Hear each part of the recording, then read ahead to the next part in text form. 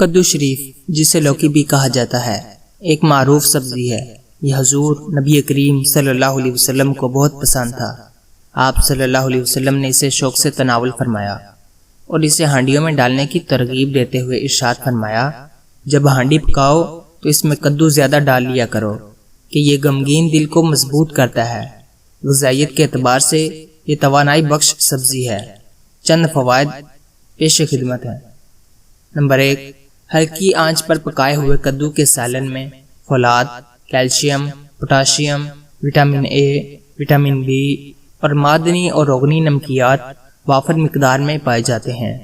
Number 2، کدو معدے کی تیزابیت اور جلن میں بہت مفید ہے۔ نمبر 3، دائمی قبض، گرم طبیعت اور محنت مشقت کرنے والے افراد کے لیے کدو اور چنے کی دال کا پکوان قوت بخش غذا ہے۔ نمبر 4، کدو حافظہ تیز کرتا اور ہر قسم کے دماغی ورم یعنی سوجن کو دور کرتا ہے۔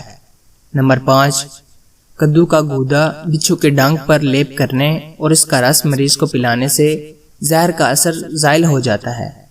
نمبر 6، کدو کا گودا باریک پیس کر پیشانی پر لیپنے سے سر کا درد جاتا رہتا ہے۔ نمبر 7، کدو کو گلا کر اس کے ٹکڑے پابندی کے ساتھ کھانا جگر کے مرض میں مفید ہے۔ نمبر 8، کدو کا پانی پینا پیشاب کی بندش اور جلن میں مفید ہے۔